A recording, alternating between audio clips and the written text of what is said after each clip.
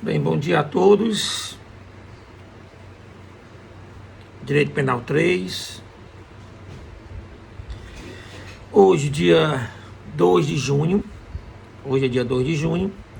E nós estamos dando continuidade ao nosso conteúdo programático, tá certo? Aula passada nós falamos terminamos a parte de furto. E agora a gente começa a de roubo, tá bom? De roubo. Eu pulei o artigo 156, que o artigo 156 ele fala sobre furto de coisa comum. E aí a única coisa que muda mesmo é, na realidade, o objeto material, tá certo? Que tem que ter uma pluripatrimonialidade, tá certo? É uma coisa muito simples. Não passar para o roubo, que é mais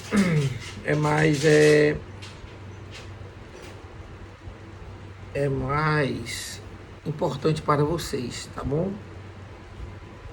A gente encerra nosso programa hoje. Nosso programa de conteúdo disciplinar. Ficou faltando só o roubo circunstanciado e o roubo qualificado, como no caso também o seguido de morte, né? Concurso de pessoas, enfim.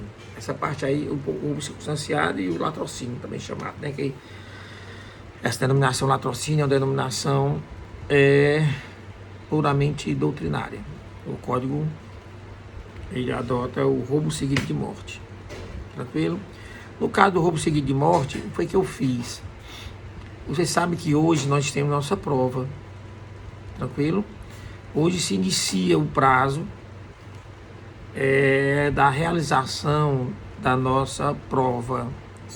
E já está aqui, né? Deixa eu dar só uma olhadinha nela aqui. Cadê? Tá aqui, tá bom? Então, são só 4 questões, tá certo? São só 4 questões. A novidade que eu peço é que vocês sigam rigorosamente mesmo as informações que estão contidas na prova de formatação, tranquilo? Eu não quero receber trabalho em PDF, eu quero receber trabalho no Word, que facilita eu fazer as observações, tá certo? Então sigam rigorosamente as regras que estão lá contidas da feitura, né, da resposta às questões da prova. Então eu peço a vocês que me ajudem nesse sentido, tranquilo? Então nós temos 4 questões e uma das 4 questões, eu coloco um artigo no final. Este artigo, eu peço que vocês façam uma resenha de 6 laudas desse artigo. E esse artigo trata justamente do roubo seguido de morte, ou latrocínio. E aí, vocês lendo bem direitinho esse artigo, vocês podem tirar dúvida depois comigo, mas ele é bem didático, tá bom? Então fica faltando só o roubo circunstanciado. No caso, apesar de eu não vou cobrar na prova, nosso programa se encerra hoje, mas na próxima semana eu posto uma aula sobre roubo circunstanciado para constar para vocês, caso, né, aqueles mais interessados no estudo desse tipo de crime. Tranquilo? Então hoje nós vamos ver só o roubo simples. Roubo simples com todos aqueles institutos gerais, que vai compor também o roubo circunstanciado e o latrocínio. Tá bom? Então essa aula de hoje talvez pode facilitar a vocês o entendimento da prova. Tranquilo? Até aí? Então, acho que é isso. Então hoje nossa última aula. Professor, nós teremos hoje Tira Dúvidas. Aí eu respondo a vocês mais tarde, porque eu estou indo no processo de avaliação de todos os trabalhos do EPIJUR, que teve ontem, o EPJ, que houve ontem. Então essa parte de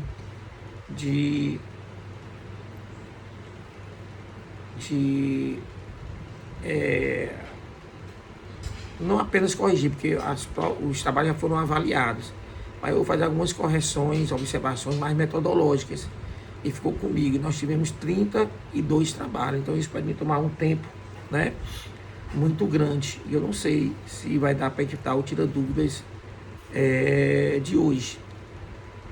Então, mais tarde, quando eu postar a aula e eu postar a prova está postada hoje, a prova. Aí aí eu mando para vocês se vai ter Tira Dúvidas ou não, tranquilo? Também não sei se hoje vai ter algum evento. Eu sei que a semana tem, mas eu não sei que dia. Então não sei se o dia de hoje teria ou não. Mas independentemente disso, eu dou a resposta a vocês antes do final do dia. Tranquilo? E hoje eu tenho ainda laboratório, né? Laboratório 4, que é do 10º semestre. Eu passo a tarde todo dia nesse laboratório, atendendo alunos. Tranquilo? Então, vai ficar puxado hoje para mim. Então, vamos ver hoje o roubo simples. Tá bom? Então, vamos lá. A primeira coisa a ser observada é que o roubo simples, ele é um crime complexo. O que quer dizer isso, professor? O que quer dizer que o crime é complexo? Complexo quer dizer que ele é formado por 2 outros crimes. Tá certo? Então, o crime de roubo, ele é formado pelo furto somado à ameaça grave, ou o furto somado à lesão corporal. Tranquilo?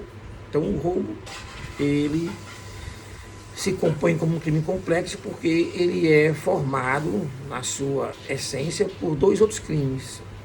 O furto mais ameaça ou o furto mais a lesão corporal. Tranquilo? É a primeira observação. E, consequentemente, devido a isso, a gente pode dizer que ele é um crime pluriofensivo. Em que sentido?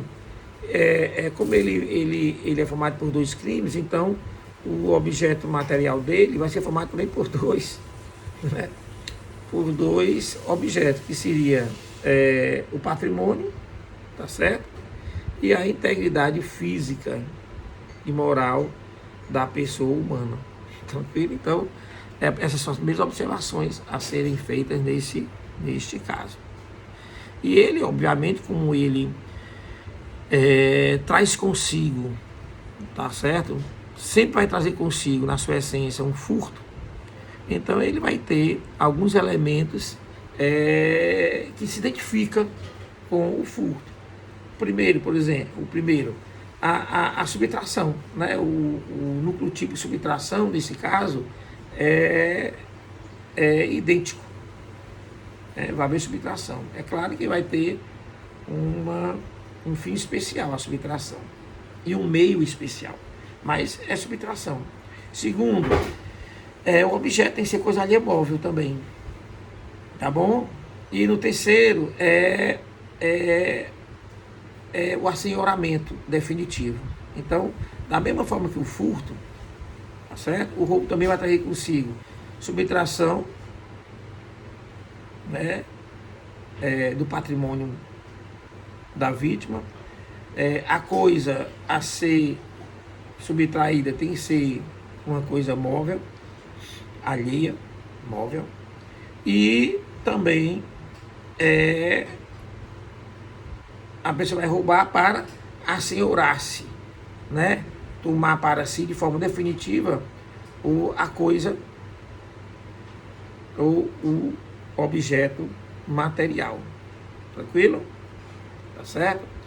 Então, o roubo, ele guarda essas similitudes com o crime de furto. Tá certo?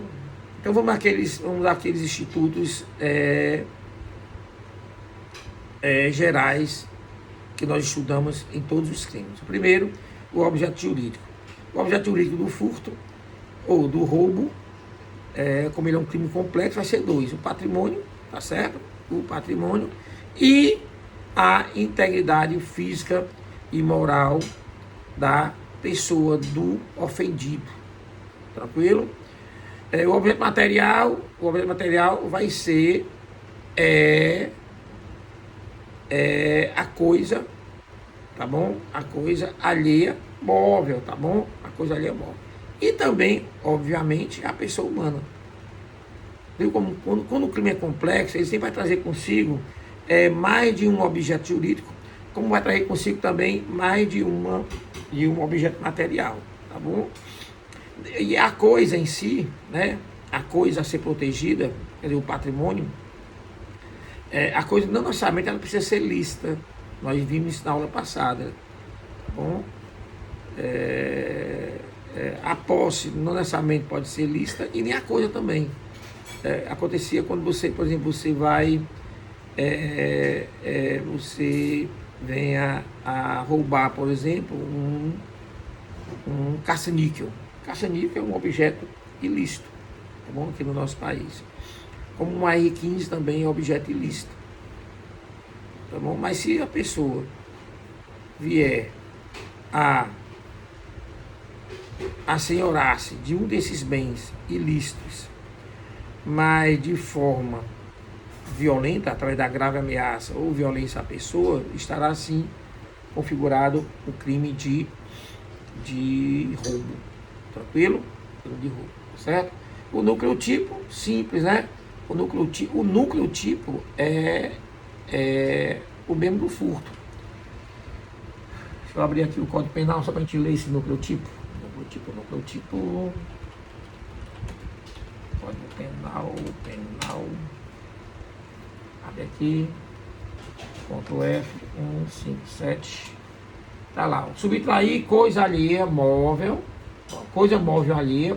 Para si ou para outro, mediante grave ameaça e violenta a pessoa. E depois de havê-la, por qualquer meio,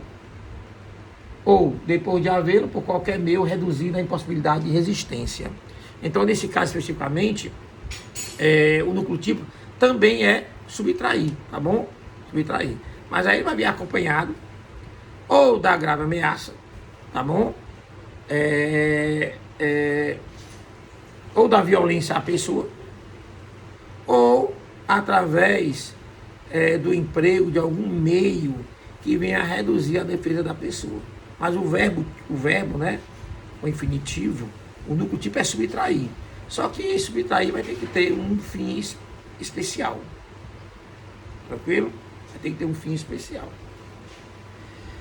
Para o próximo é o meio de execução. Tá bom? O próprio núcleo tipo, ele aqui especifica, tá bom? Então, meio, ou através da grave ameaça, ou violência à pessoa, ou através de qualquer meio que impossibilite a resistência, a defesa da pessoa. Tranquilo? Até aí? Então, esse é o meio de execução. Lembrar vocês que a grave ameaça, tá certo? É aquela promessa de fazer mal, tá bom? Só que essa promessa de fazer mal, tá certo? Ela tem que ser grave para o roubo, ela tem que ser grave, ela tem que ser iminente, imediata, e ela tem que ser verossímil, tem que ser verdadeira, para que se configure esse fim especial da grave ameaça, tá bom? E tem que estar ligada, tem que ter esse nexo, né, de causalidade com a subtração. Então, a pessoa está ameaçando de forma grave, iminente, verdadeira, mas porque ele quer se assenhorar da coisa, assenhorar de forma definitiva da coisa. Tá bom? Então tem que estar ligado a isso aí. Ela pode ser presumida, essa grave ameaça, tá bom? Através de um ato, né? Eu não preciso apontar a arma para a pessoa, basta eu fazer uma sugestão, né? Só falando de sugestão, basta a sugestão para que se configure, tá bom? Essa grave ameaça, tá bom? Tem autores, né? Tem autores que defendem a tese de que, às vezes, apenas aquela pressão psicológica né? Você está ali, você é surpreendido por aquelas pessoas ali, eles não estão com arma, mas estão gritando, bora, assalto, e tá aquela coisa todinha, não deixar você pensar, deixa você totalmente desnorteado, tá entendendo? Então, esses gritos, essa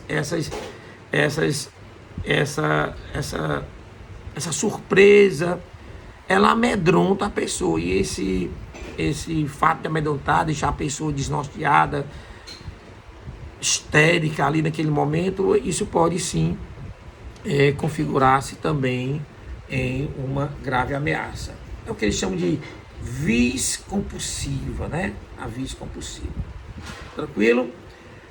No que tange a violência da pessoa, aí é mais simples você detectar essa violência à pessoa, tá certo? Porque vai ser preciso empregar uma força física, e através do emprego dessa força física, de alguma forma vai ofender a integridade física da vítima, causando-lhe, sei lá, lesão corporais, vias de fato, tá bom?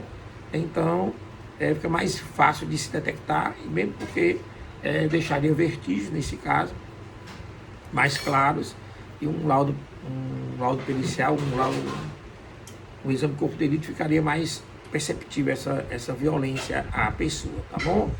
Agora, no que tange aos meios, né? Aos meios que vêm a impedir a defesa, aí fica mais... tem que ver que situação.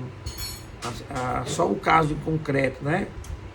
Só o caso concreto é que eu poderia, por exemplo, você amarrar a pessoa. Eu não ameacei ela, eu não ofendi fisicamente, mas de alguma forma eu agi, eu me comportei, me conduzi de uma forma que a vítima ela se subordina. E aí eu amarro ela, por exemplo. Ali eu estou impedindo a sua resistência, a sua defesa, e isso pode sim configurar também, tá bom?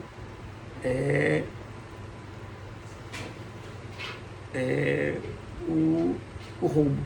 Eu quero lembrar vocês também que essa a grave ameaça, essa violência à pessoa, ela tem que estar voltada para a pessoa do titular, tá bom? Pode ser contra pessoas ali próximas ao titular, desde que tenha uma ligação muito forte, tá bom? Eu também vejo até assim, você trabalha com uma pessoa, e aí, sei lá, os assaltantes pegam essa pessoa e ameaçam de vida aquela pessoa, e você subordina, entregando suas coisas, né? Apesar de eu ser a vítima do roubo em si, mas aí poderá haver assim uma extensão nesse conceito de sujeito passivo. É como se eu dissesse que no crime de roubo é possível uma pluralidade passiva, tá bom? Mesmo tendo apenas um proprietário da coisa, um possuidor, um detentor, mas os assaltantes, eles se aproveitaram de uma situação, né, em que eles se aproveitam, que tem alguém ali vizinho a você, uma pessoa, um parente, uma pessoa com quem você trabalha, enfim. E aí ele faz a ameaça ou a violência a terceiros. Isso pode se configurar. Só a situação concreta é que vai dizer, mas que é possível, é sim. Tá bom? Tranquilo? Então, em termos de meio de execução, eu acho que são só esses três, dessa forma, né, que eu vou falar para vocês. O sujeito ativo, nós vimos que é um crime comum. Então, qualquer pessoa poderá ser sujeito ativo, qualquer pessoa poderá ser o agente, né, praticante do roubo, com exceção do proprietário. Não se pode roubar, né, ameaçar a si próprio, violentar a sua pessoa para furtar uma coisa que é sua. É uma piada, né? Não existe isso, tá bom? Então, qualquer pessoa, desde que não seja proprietário, possuidor, detentor da coisa em si, tranquilo? Sujeito passivo, aí sim, sujeito passivo tem que ser aí, nesse sentido aí, só pode quem for o proprietário da coisa o possuidor ou o detentor. Tranquilo? Tá certo? O sujeito passivo, tá bom? E como eu falei para vocês, pode sim haver a possibilidade, nesse caso, do sujeito passivo, e nós temos ali uma né, subjetividade nesse polo passivo, tá bom? Pode haver. Mesmo que apenas um deles seja o proprietário, o possuidor ou o dono. Tranquilo? Então, ponto. Elemento subjetivo, dolo. Tá bom? Não existe roubo culposo. Só existe roubo, e o roubo, só na própria natureza, é doloso. Doloso, obviamente, né? O sujeito conhece o resultado e deseja o resultado, mas lembrar que esse resultado ele tem um fim específico, tá certo?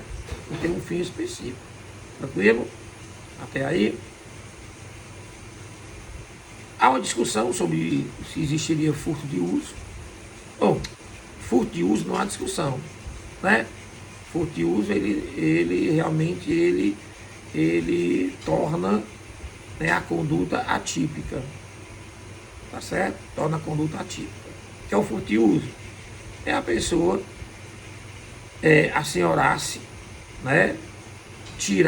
Retirar uma coisa alheia móvel do âmbito da vigilância do seu dono, mas o agente, ele não tem, tá certo? O ânimos de assenhorar-se da coisa de forma definitiva. Ele quer só de forma precária. Então uma pessoa que venha a furtar apenas para usar, estaria destipificada a situação, e aí não responderia por esse crime. Tá bom? Já o roubo de uso, aí nós temos algumas divergências. Tem doutrina que diz que não existe o roubo de uso, tá bom? Consequentemente, a pessoa que viesse a usar da violência ou da grave ameaça, tá bom? Retirando de forma precária uma coisa do patrimônio da pessoa, mesmo assim responderia por roubo, tá bom? E a outra situação, tá certo? A outra corrente que diz que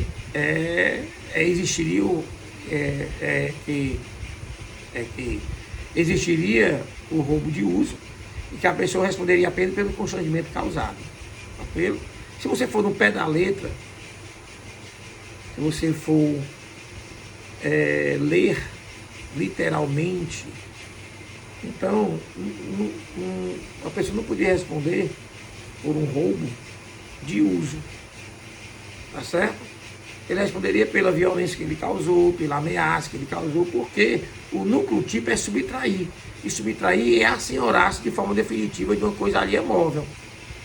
E aquela pessoa estaria praticando essa subtração não de forma definitiva, mas de forma precária. E assim ele usou, imaginemos. Aí é como se a pessoa ela chegasse e viesse, sabendo que você não iria emprestar para ela um determinado objeto, ela chega lá, usa da violência e toma o objeto de você, mesmo dizendo que vai trazer, tá bom? Vai devolver em poucas horas. Então, só o caso concreto e a cabeça do juiz numa situação dessa, e as argumentações que levassem para ele a acusação e a defesa, é que ele poderia convencer-se se existiria ou não o crime de roubo. Tranquilo? Eu acredito que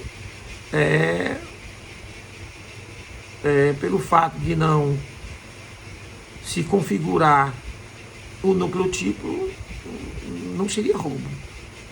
Certo? Ele respondeu por outra coisa. Ele traz o corporal. Ele invadiu o domicílio, depois que ele responde pela invasão do domicílio. Tá certo? Ele usou arma, depois que ele responda pela a causa de aumento de pena. E assim vai. Tranquilo? Mas ele não se apoderou da coisa de forma definitiva. Essa é a minha opinião. tá certo? Eu tenho um mini artigo sobre esse assunto, mas nessa diferença, bem interessante. Depois eu posso passar para vocês, tá certo? A consumação, bem simples, a consumação na verdade, não é tão simples como é o caso do furto, tá certo? No caso do furto, nós observamos que basta você tirar a coisa alheia móvel do âmbito de vigilância da vítima, já se configurou o furto, tá certo? Então, para alguns doutrinadores penalistas, eles defendem que também para o roubo é a mesma coisa. No momento em que a pessoa, através da grave ameaça e da violência à pessoa, ele retira do âmbito de vigilância a coisa alheia que pertence à vítima, ali estaria configurado, tá certo? Está configurado. Já uma outra não. A outra só vai acontecer quando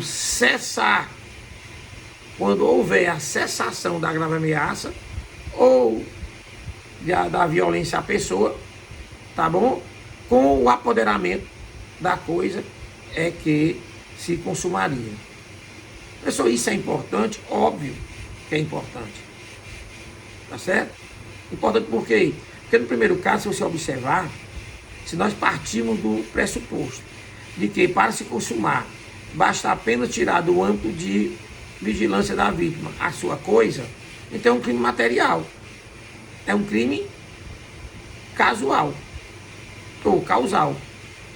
Então, bastaria o resultado naturalístico da conduta que estaria consumado. No outro caso, não. Ele exige não apenas o afastamento do âmbito de vigilância, tá certo?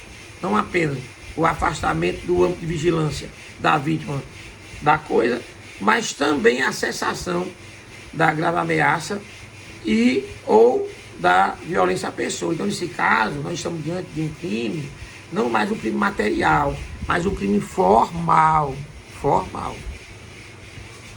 Tá certo? Então, é interessante para o advogado de defesa, né? Com a melhor tese para o meu cliente, né? Será que eu defender a classificação do crime de roubo como crime material seria melhor para o meu cliente ou iria dificultar as coisas para ele? Não seria melhor que o crime fosse um crime formal? Aí a circunstância vai dizer, tá bom? A circunstância que vai dizer, tá certo? Isso aí é muito interessante isso, tá bom? Outra coisa, para encerrar, falar sobre a tentativa, né? É possível a conato no crime de roubo, é possível a conato, é possível a tentativa, tá bom? No momento da execução do crime houver algo que venha a impedir a atuância do agente para, né, concluir, então estaria na tentativa sem mistério nenhum, tá bom? A ação penal é ação penal pública condicionada para qualquer tipo de modalidade, tá certo? E há uma indagação, né? Nós vimos que tem o privilégio, né? A incidência do privilégio lá no furto, tá bom? Então existe o furto privilegiado, tá certo? A pergunta é, a incidência do privilégio do furto pode ser incidido no roubo? Aí mais uma vez a doutrina se discute, a doutrina, tá certo? E aí, você sabe que eu sou positivista, né?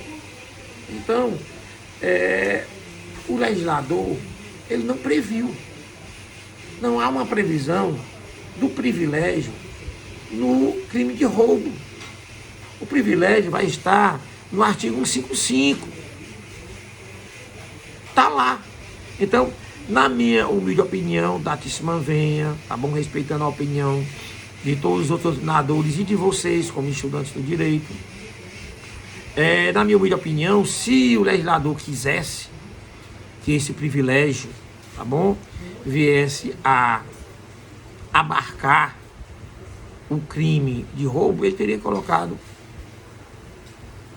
né, através de algum parágrafo, né, ou talvez algum inciso no artigo 57. Se ele não fez, então a minha opinião é que o legislador optou por não agraciar o roubo com o privilégio, tá certo?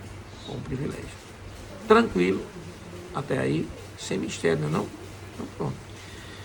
Fica faltando agora para vocês só o roubo circunstanciado, já que o roubo seguido de morte vai ser tratado neste artigo que vocês vão ler, né? E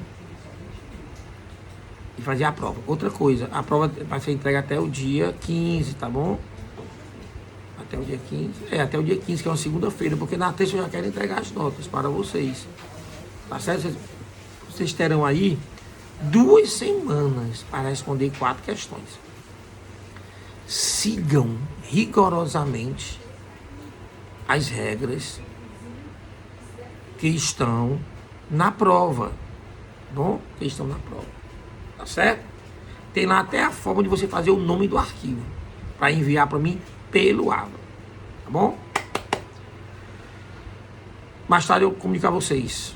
Né? Eu acredito que nós não teremos, mas nós não teremos, tira dúvida, mas vamos ver daqui para lá se conseguir resolver tudo. Tá tranquilo? Tá muito atarefado hoje. Abração, saudades, se cuidem, assistam o vídeo.